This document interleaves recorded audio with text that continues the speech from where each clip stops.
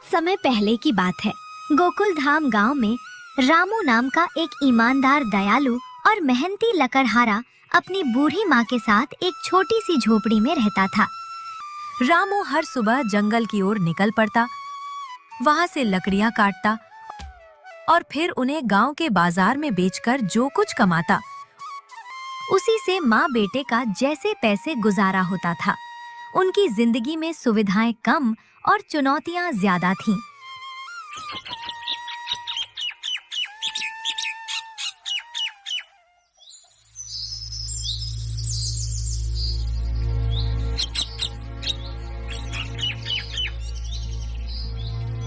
रामू मेरे बच्चे, आज फिर जंगल की ओर जा रहा है। तेरी काया तो सूखती जा रही है। थोड़ा आराम भी कर लिया करना बेटा, अपनी सेहत का भी तो ख्याल रख। क्या करूं माँ, अपना पेट पालना है तो मेहनत तो करनी ही पड़ेगी। तू चिंता मत कर, मैं जल्दी लौट आऊंगा। और वैसे भी लकड़ी काटने में मुझे अब थकान महसूस नहीं होती। रामू अपनी पुरानी घिसी हुई कुल्हाड़ी उठाता है और रोज की तरह लकड़ियां काटने जंगल की ओर निकल पड़ता है। रामू घने जंगल में अच्छी और सूखी लकड़ियां ढूंढ रहा था। उसे कुछ पेड़ दिखे, उसने कुल्हाड़ी से वार किया और लकड़ियां काटने लगा। लकड़ियां काटते काटते उसकी नजर थोड़ी दूर एक बूढ़े आदमी पर पड़ी, जो मुश्किल से एक छोटी टहनी तोड़ने की कोशिश कर रहा था। ये बुजुर्ग काका थे, जिन्हें रामू अक्सर जंगल में देखता था। काका, क्या बात है? आप इतने परेशान क्यों लग रहे हैं? अगर मैं किसी काम आ सकूं तो बेझिझक बताइए। अरे रामू बेटा, क्या बताऊं, हाथ पैर अब पहले जैसे काम नहीं करते। घर में चूल्हा बुझा पड़ा है, लकड़ियां तोड़नी थी पर टूट ही नहीं रही। समझ नहीं आ रहा आज रात का खाना कैसे बनेगा। रामू बिना एक पल भी सोचे अपने पास इकट्ठी की हुई, मेहनत से काटी हुई लकड़ियों का एक अच्छा खासा गट्ठर उठाता है और बुजुर्ग काका को दे देता है। काका, आप बिल्कुल चिंता मत कीजिए। ये लीजिए, ये मेरी लकड़ियां हैं, आप इन्हें ले जाइए। आज आपका चूल्हा मेरी लकड़ियों से जलेगा। और हाँ, आज से जब भी आपको जरूरत हो, बेझिझक मुझसे कहिए, मैं आपकी मदद जरूर करूंगा। मेरे रहते आपको कभी कोई दिक्कत नहीं होगी। बुजुर्ग काका की आंखों में आंसू भर आते हैं। वो रामू को गले लगा लेते हैं। उनकी आवाज भर्रा जाती है। रामू बेटा, तू सचमुच भगवान का भेजा हुआ फरिश्ता है। तेरी दयालुता का कोई मोल नहीं। भगवान तुझे हमेशा खुश रखे, तेरी हर मनोकामना पूरी करे। रामू काका की मदद करके मनी मन बहुत खुश होता है। उसे लगता है जैसे आज उसकी दिन भर की मेहनत वसूल हो गई। गांव का बाजार अपनी पूरी रौनक पर है।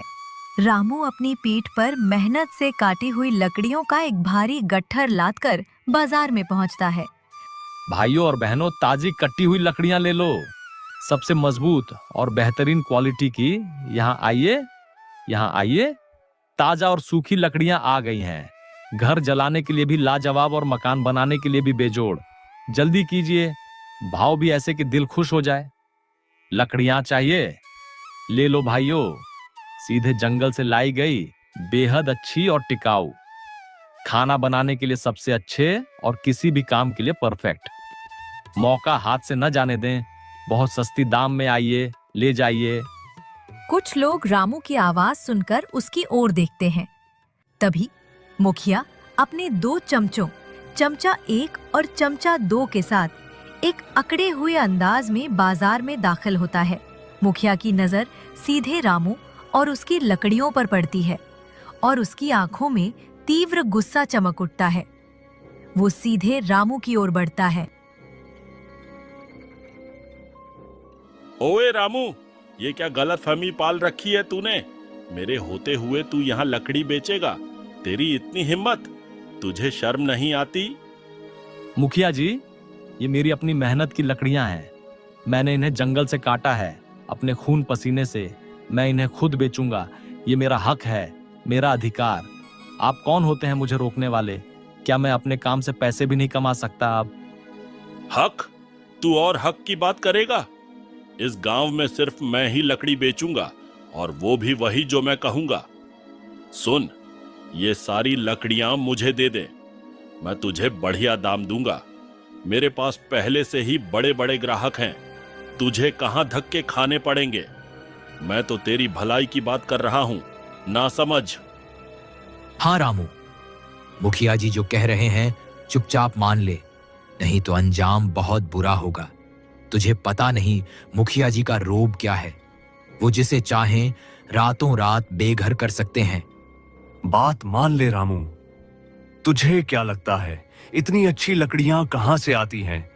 ये सब मुखिया जी का इलाका है, उनका बिजनेस है।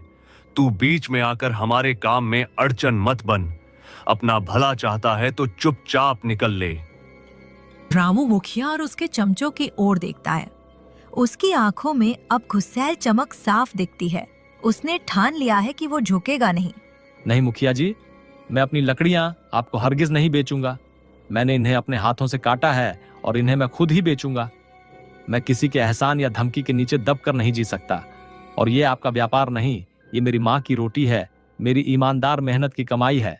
मुखिया का चेहरा गुस्से से लाल हो जाता है।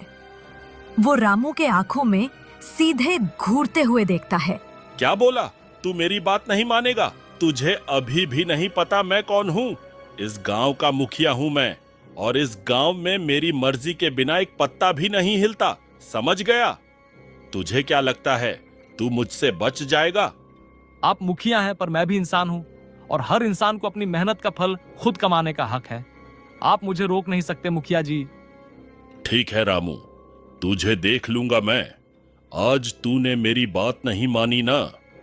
याद रखना, ये गांव मेरा है और यहां सिर्फ मेरी चलेगी। चल चमचों, यहां इस फकीर को अपना तमाशा करने दो। इसे पता चलेगा मुखिया से दुश्मनी का क्या अंजाम होता है। मुखिया और उसके चमचे गुस्से से पैर पटकते हुए वहां से चले जाते हैं। मुखिया एक बार फिर मुड़कर रामू को घूरता है और रामू भी उसे देखता रहता है। बाजार के लोग भी चुपचाप ये सब देख रहे थे। रामू की हिम्मत से हैरान थे। रामू गांव के बाजार से लकड़ी बेचकर जंगल के किनारे किनारे घर की ओर लौट रहा था। सूरज ढल रहा है। तभी उसे थोड़ी दूरी से एक सुनाई देती है। रामू तुरंत उस आवाज की दिशा में बढ़ता है। वो एक झाड़ी के पीछे देखता है और उसकी आंखें एक अति सुंदर दूधिया गोरी गाय पर पड़ती हैं, जिसका एक पैर बुरी तरह से घायल है। अरे तुझे क्या हुआ मेरी प्यारी? इतनी सुंदर गाय और ऐसे घायल पड़ी है। कौन तुझे इस हालत में छोड़ गया? रामू धीरे धीरे बड़े प्यार से गाय को सहारा देकर अपने घर की ओर ले चलता है। गाय भी रामू के साथ बिना किसी हिचकिचाहट के चल देती है। रामू गाय को अपने घर ले आता है। माँ गाय को देखकर एक पल के लिए हैरान होती है, पर अपने बेटे की दयालुता देखकर उनके चेहरे पर खुशी की चमक आ जाती है। रामू, ये गाय कहाँ से लाया? इतनी सुंदर, ऐसी गाय तो मैंने अपने जीवन में कभी नहीं देखी। पर बेटा, हम इसका पेट कैसे भरेंगे? अपनी तो मुश्किल से गुजारा होता है। माँ, ये जंगल में घायल पड़ी थी, मैंने इसका इलाज किया है। कोई भी बेजुबान जीव अगर तकलीफ में हो तो उसे सहारा देना हमारा धर्म है। माँ, आप चिंता मत करो, भगवान है ना सब देखने के लिए। अब ये यहीं रहेगी हमारे साथ। क्या नाम रखूं इसका? गौरी रख दूं? ये तो गौरी मैया जैसी ही गोरी है। हाँ, गौरी ही सही है, बड़ी प्यारी है। तेरा नेक दिल ही तो है बेटा, जो ऐसी अच्छी चीजें तेरी ओर खींचता है।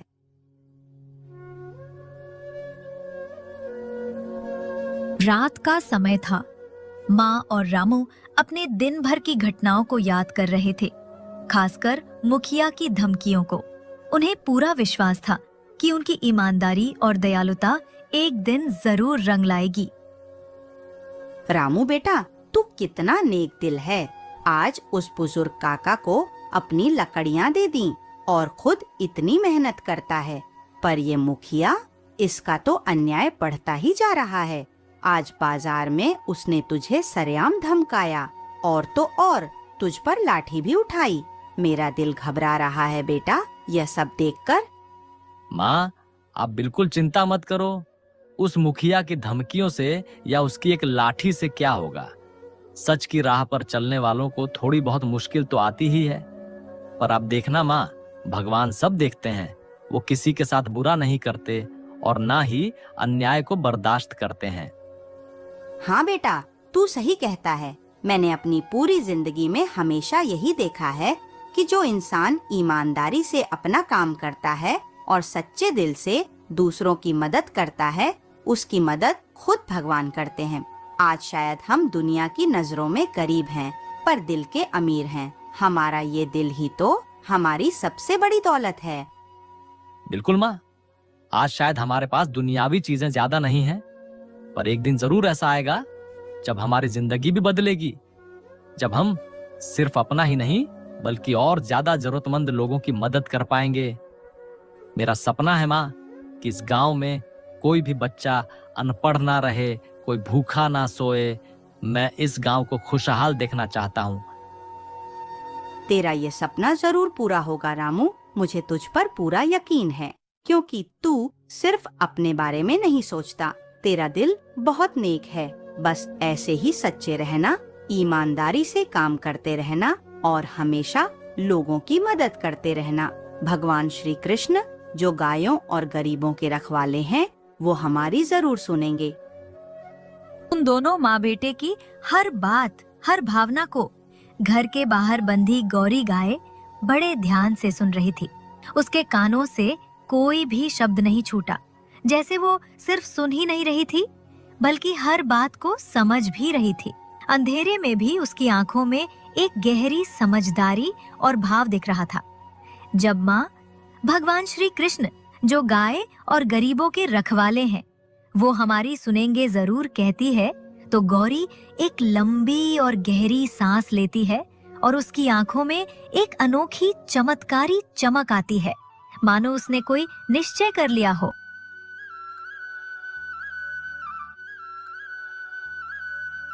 सुबह का वक्त था। रामू अपनी माँ के साथ उठा और अपने रोजमर्रा के कामों में जुट गया। जैसे ही रामू अहाते में बाहर आया, उसकी आंखें एक पल के लिए खुली की खुली रह गई। गौरी, जो कल रात तक एक घायल गाय थी, अब बिल्कुल स्वस्थ और ऊर्जावान दिख रही है। और सबसे बड़ी बात, उसके पैरों के पास जमीन पर एक बेहतरीन लकड़ियों का गट्ठर पड़ा है, जिससे हल्की हल्की दिव्य सुगंध आ रही है। माँ, अरे माँ, बाहर आओ। देखो ये क्या है। माँ जल्दी से बाहर आती है और लकड़ियों के गट्ठर को देखकर वो भी हैरान हो जाती है। अरे ये क्या है? ये लकड़ियाँ तो बहुत अच्छी लग रही हैं, इतनी सफाई से रखी हैं, और ये गौरी के पास कैसे आ गईं? माँ, मुझे लगता है ये सब गौरी का ही कमाल है। कल रात हम जो बातें कर रहे थे, गौरी ने सब सुनी होंगी। उसने हमारी परेशानी समझी। ये कोई मामूली गाय नहीं माँ, ये तो साक्षात देवी है। ये तो हमारी लक्ष्मी है। सचमुच रामू, भगवान ने हमारी सुन ली। ये गौरी मैया ही हैं जो हमारी मदद के लिए आई हैं। माँ की आंखों में खुशी के आंसू आ जाते हैं। वो गौरी को गले लगा लेती है। हर सुबह जब रामू आंख खोलता तो गौरी उसके अहाते में खड़ी मिलती। उसके पैरों के पास हमेशा की तरह एक बेहतरीन लकड़ियों का गट्ठर रखा होता था। रामू ने धीरे धीरे उन लकड़ियों को बेचना शुरू किया। जो पैसे आते, रामू उन्हें समझदारी से लगाता। उसने कुछ गांव वालों को काम पर रख लिया था। देखो भाइयों, ये लकड़ियां गांव के बाजार तक ले जानी है और वहां से फिर शहर तक। अच्छी क्वालिटी है तो दाम भी अच्छे मिलेंगे और तुम्हारी भी दिन दिहाड़ी बन जाएगी। ये काम रोज का है। धीरे धीरे रामू का काम बढ़ता गया। घर में अब खुशहाली थी। माँ के चेहरे पर हमेशा मुस्कान रहती। रामू, देख तो इस गौरी गाय का क्या कमाल है। जब से ये आई है, हमारी किस्मत ही बदल गई है और तू तो अब पूरे गांव का मसीहा बन गया है। हाँ माँ, ये सिर्फ एक गाय नहीं, ये तो हमारी लक्ष्मी है। और माँ, ये सब उसकी ही देन है कि हम अब दूसरों के काम आ पाते हैं, उनकी मदद कर पाते हैं। लेकिन रामू सिर्फ अपने लिए नहीं जीता था, उसकी दयालुता और भी बढ़ गई थी। एक दिन रामू ने देखा कि छोटे छोटे बच्चे स्कूल नहीं जा पा रहे थे। आप लोग चिंता मत कीजिए, मैं आपके बच्चों की फीस भरूंगा। पढ़ाई तो सबका हक है और कोई बच्चा शिक्षा से वंचित नहीं रहना चाहिए।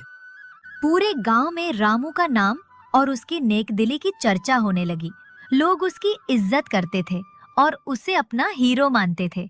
रामू की बढ़ती शोहरत और खुशहाली ने मुखिया के दिल में जलन भर दी। मुखिया अपने चमचों के साथ गांव के चौराहे पर बैठा है। वो रामू के घर की बढ़ती खुशहाली और उसकी गांव में बढ़ती इज्जत देखकर अत्यंत जल रहा है। रामू अचानक इतना अमीर कैसे हो गया? कल तक तो जंगल में धूल फांकता फिरता था और आज उसके पास लकड़ी बेचने के लिए अपने आदमी हैं। उसकी लकड़ी मुझसे भी अच्छी बिकती है और लोग भी सिर्फ उसी की बड़ाई करते हैं। जरूर इसके पीछे कोई गहरा राज है। मालिक, सुना है उसके पास एक चमत्कारी गाय है। गांव वाले कहते हैं वही गाय सारा कमाल कर रही है। कहते हैं वो रोज सुबह अपने आप एक लकड़ी का बड़ा गट्ठर देती है और उसी के दम पर रामू ने कई लोगों की मदद भी की है। चमत्कारी गाय? तो ये बात है, मैं उस गाय को लेकर रहूंगा। फिर देखना मेरी किस्मत कैसे चमकती है। मैं गांव का राजा बन जाऊंगा। किसी भी कीमत पर वो गाय मेरी होगी। ये रामू की इतनी नेकदिली और परोपकार मुझे बिल्कुल पसंद नहीं। ये सब मेरे रास्ते का कांटा है। आधी रात का समय है। रामू और उसकी माँ गहरी नींद में सो रहे हैं। मुखिया अपने दोनों चालाक चमचों के साथ चुपके से रामू के घर में घुसता है। वे सीधे अहाते की ओर बढ़ते हैं जहां गौरी बंधी है। गौरी एक पल के लिए उठकर उन्हें देखती है पर कोई विरोध नहीं करती। वह चुपचाप उनके साथ चल देती है। मुखिया और चमचे गौरी को लेकर अंधेरे में गायब हो जाते हैं। सूरज की पहली किरणें रामू की झोपड़ी में पड़ती हैं। रामू अपनी नींद से जागता है और उसकी आंखें सीधे उस जगह पर जाती हैं जहां गौरी रोज सुबह खड़ी होती थी। पर आज गौरी वहां नहीं है। रामू एक पल के लिए घबरा जाता है। माँ, गौरी कहाँ है? गौरी, गौरी, वो यहाँ नहीं है। मैंने उसे यहीं बांधा था। अरे कहाँ चली गई मेरी गौरी? मेरा तो दिल बैठा जा रहा है। माँ भी रामू की आवाज सुनकर उठकर बाहर आती हैं। वो भी खाली जगह देखकर सन्न रह जाती हैं। कौन ले गया मेरी गौरी को? किसने हमारी खुशियां छीन ली? हमारी किस्मत ही उजड़ गई रामू। अब क्या होगा? हम कैसे रहेंगे? दोनों की आंखों में एक साथ चिंता और दुख उतर आता है। रामू तुरंत गांव में निकलता है। वो हर घर का दरवाजा खटखटाता है, हर गली में गौरी को ढूंढता है, पर कोई फायदा नहीं। गौरी कहीं नहीं मिलती। रामू बहुत दुखी और निराश हो जाता है। उसकी आंखों में आंसू हैं और दिल में एक गहरा दर्द।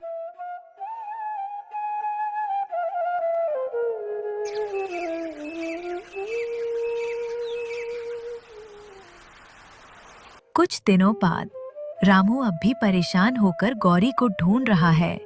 तभी उसे वही बुजुर्ग काका मिलते हैं जो जंगल से लकड़ियां लेकर गांव की ओर आ रहे हैं। काका रामू के चेहरे पर छाई उदासी को पहचान लेते हैं। रामू बेटा, क्या हुआ? कई दिनों से देख रहा हूँ तू परेशान है। तुम्हारी वो प्यारी गाय गौरी कहीं दिख नहीं रही। सब लोग उसकी बात करते हैं कि वो कहाँ गई। हाँ काका, गौरी गायब हो गई है। मुझे नहीं पता कौन ले गया और वो कहाँ होगी। मेरी तो पूरी दुनिया ही उजड़ गई है काका। उसके बिना मेरा कुछ भी करने का मन नहीं करता। रामू बेटा, एक बात बताऊं? पर मुझे लगा था कि मेरा वहम होगा, इसलिए अब तक नहीं बताया था। क्या काका, बताइए ना, कुछ भी जो आपको पता हो। परसों मैं लकड़ियां बेचने मुखिया के घर के पास से गुजर रहा था। उनका बाड़ा खुला हुआ था। मैंने अंदर झांका तो मुझे तुम्हारी गौरी दिखी। वो वहीं बंधी हुई थी। मुझे लगा शायद वो कोई और गाय होगी, पर उसकी आंखें, वो तुम्हारी गौरी ही थी बेटा। मेरा मन कह रहा था। मुखिया, ये उसकी ही करतूत है। मैं जानता था कि वो ऐसा कुछ करेगा। मैं अभी अपनी गौरी को लेकर आता हूं, मैं उसे नहीं छोड़ूंगा। रामू तुरंत मुखिया के घर की ओर तेजी से दौड़ता है। बुजुर्ग काका भी उसके पीछे पीछे जाते हैं, चिंता और उत्सुकता से। अरे, ये क्या बकवास है? यह तो बस एक मामूली गाय है, कोई चमत्कारी गाय वाय नहीं। उस रामू ने मुझे गधा बना दिया। मैंने इस पर इतना पैसा बर्बाद किया और इसने मुझे कुछ भी नहीं दिया। वो एक मोटी लाठी उठाता है और गौरी को जोर से मारने के लिए आगे बढ़ता। रामू हाफता हुआ वहां पहुंचता है। वो मुखिया को गौरी को मारते हुए देखता है। गांव के कुछ और लोग भी रामू के पीछे पीछे आ जाते हैं। रुको मुखिया, मेरी गौरी को हाथ भी मत लगाना। अरे रामू, आ गया तू अपनी निकम्मी गाय लेने? ले जा इसे, ये किसी काम की नहीं। बेकार में मेरे घर में जगह घेर रही है और मेरा चारा भी खा रही है। मैंने तुझे पहले ही कहा था ना, मेरी बात मान ले। मुखिया फिर से गौरी को मारने के लिए लाठी उठाता है। रामू बिना सोचे समझे बिजली की तेजी से गौरी के सामने खड़ा हो जाता है। अपने शरीर से गौरी को पूरी तरह से ढक लेता है। मुखिया की लाठी सीधे उसके कंधे पर लगती है। मुखिया की लाठी रामू के कंधे पर इतनी जोर से लगती है कि हड्डी टूटने की आवाज आती है। रामू दर्द से कराहता है। उसकी आंखें दर्द से बंद हो जाती हैं। वो गिरते गिरते संभलता है, पर गौरी को अपनी पनाह में पकड़े रहता है। उसके कंधे से ताजा खून निकलने लगता है। चमचे 1 और 2 भी रामू को मारने के लिए अपनी लाठियां उठाकर आगे बढ़ते हैं। चकाचौंध कर देने वाली रोशनी चमकती है। रोशनी इतनी तीव्र है कि मुखिया, चमचे और वहां जमा सभी गांव वालों की आंखें चौंधिया जाती हैं। वे अपनी आंखें बंद कर लेते हैं और कुछ लोग तो डर के मारे जमीन पर ही गिर पड़ते हैं। धीरे धीरे उस दिव्य प्रकाश में गौरी गाय का रूप बदलने लगता है। उसका आकार बढ़ता है, उसकी चमक बढ़ती है और वो एक अद्भुत अलौकिक रूप में परिवर्तित होती है। गौरी अब स्वयं भगवान श्री कृष्ण के दिव्य रूप में प्रकट होती है। उनका तेज इतना है कि कोई भी उनकी ओर सीधे देख भी नहीं पाता।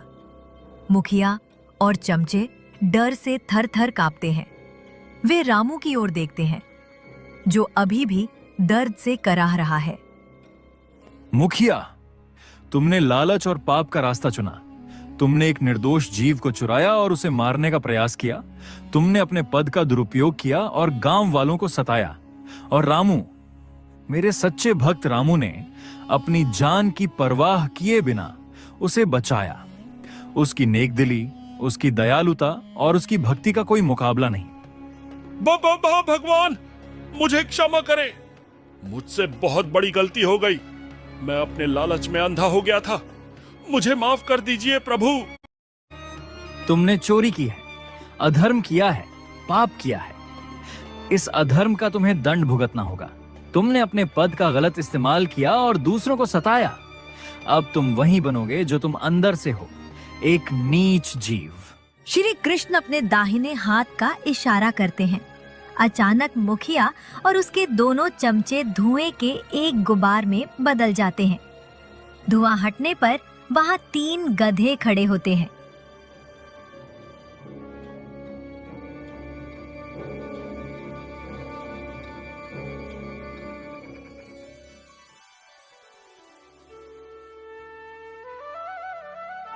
रामू, तुम ईमानदार, दयावान और सच्चे दिल के इंसान हो। तुमने निस्वार्थ भाव से एक बेजुबान जानवर की मदद की और अपनी जान दांव पर लगाकर उसे बचाया। तुम्हारी भक्ति और नेकदिली से मैं अत्यंत प्रसन्न हूं। आज से तुम्हारा जीवन खुशियों और समृद्धि से भरा होगा। प्रभु, आपका कोटि कोटि धन्यवाद। आपका आशीर्वाद ही मेरे लिए सबसे बड़ा धन है। आपने मेरी और मेरी माँ की सूनी दुनिया में फिर से खुशियां भर दी हैं। मैं आजीवन आपका एहसानमंद रहूंगा। याद रखना रामू, ईमानदारी और दयालुता से बढ़कर कोई धन नहीं। सच्चे मन से किया गया हर नेक काम हमेशा मीठा फल देता है। तुम ऐसे ही परोपकारी बने रहना। श्री कृष्ण अपने दूसरे हाथ का इशारा करते हैं। रामू के घर के पास जमीन से सोने और रत्नों से भरा एक बड़ा घड़ा बाहर आता है, जो सूरज की रोशनी में जगमगा रहा है। धीरे धीरे श्री कृष्ण का दिव्य रूप धुंधला होने लगता है और वे आकाश में विलीन हो जाते हैं। पीछे रह जाते हैं रामू और उसकी माँ, जिनके पास अब अपार धन है, और मुखिया तथा उसके चमचे, जो अब गधे बन चुके हैं, अपनी गलतियों का परिणाम भुगतते हुए।